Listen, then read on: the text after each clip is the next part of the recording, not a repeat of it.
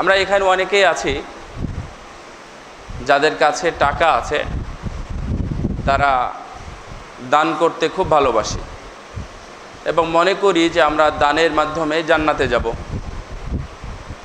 দান হলো দলিল, মসজিদ করে দেব অথবা আমি এই কাজটা করে দেব, অমুক ফকির তাকে আর ভিক্ষা করতে দেব না। এই মানসিকতা অনেক আছে, তারা দান করেন, আগ্রহী খুব, মাশাআল্লাহ।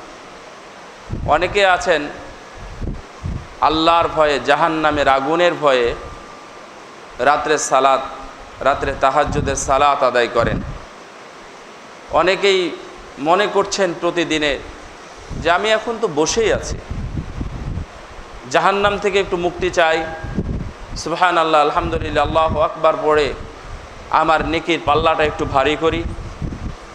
নফল ইবাদত অনেকেই করতে আগ্রহী, খুব আগ্রহী অনেকেই আছি আমরা, কিন্তু আচরণকে সুন্দর করার আগ্রহ আমাদের অনেকের মাঝেই নাই। কষ্ট করে শীতের মধ্যে ঠান্ডা পানি দিয়ে অজু করে সেই গভীর রজনীতে গরম লেপ তোশক বিছানা ছেড়ে ঠান্ডার মধ্যে সালাত আদায়ে অনেক আগ্রহী, কিন্তু সুন্দর আচরণ অর্জন করতে আমরা আগ্রহী না। রাসূল সাল্লাল্লাহু আলাইহি ওয়াসাল্লামের কাছে একজন লোক এসে জিজ্ঞাসা করছেন, ইয়া রাসূলুল্লাহ, ওই মহিলা সম্পর্কে আপনি কি বলবেন যে সে বেশি বেশি সালাত আদায় করে, সে বেশি সিয়াম পালন করে, সে বেশি বেশি যাকাত দেয় বা মানুষকে দান খয়রাত করে?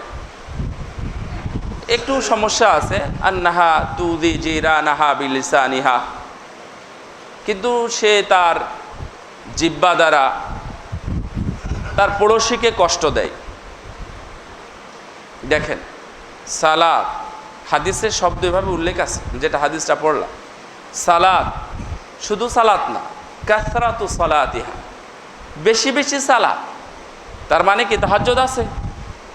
আমি তো আর জুম্মার নামাজকে 5 রাকাত পড়ছি না, আমি তো জহরের সালাত আর 6 রাকাত পড়বো না, জহরের সালাত তো 4 রাকাতে, কিন্তু কাসরাতি সালাতিহা মানে নফল সালাত অনেক আছে।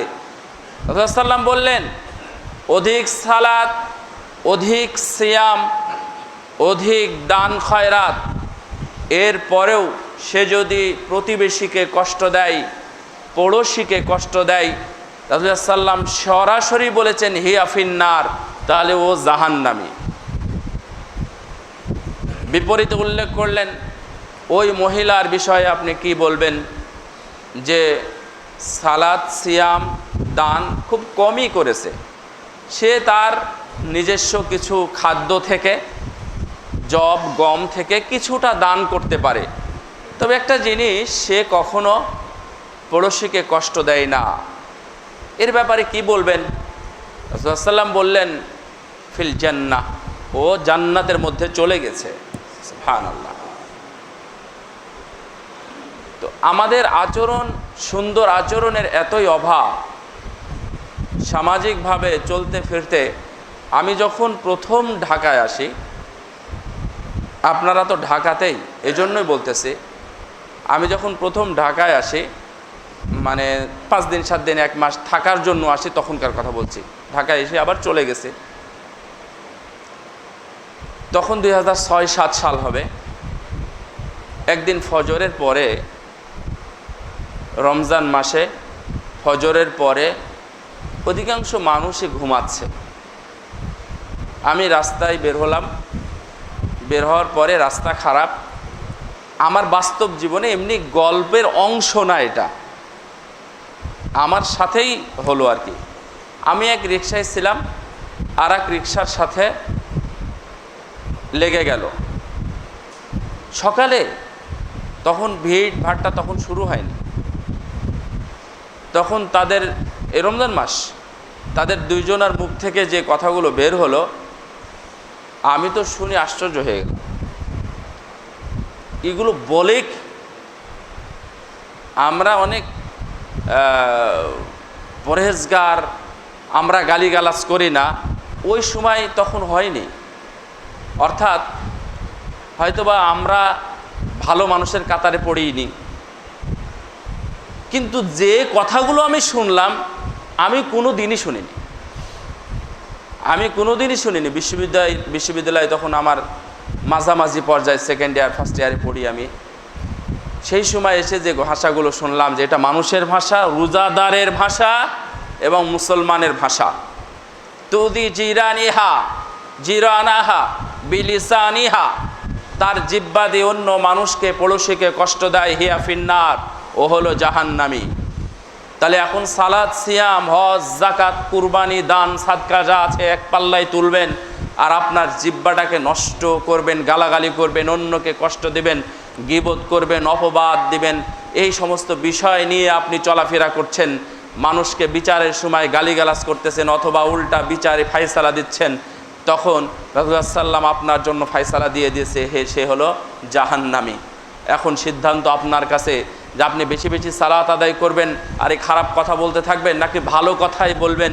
শুধুমাত্র আমি যেটা আদিষ্ট হয়েছে সালাতের ব্যাপারে, সিয়ামের ব্যাপারে, আমি সেটা করব, অতিরিক্ত তেমন কিছু করতে পারবো না।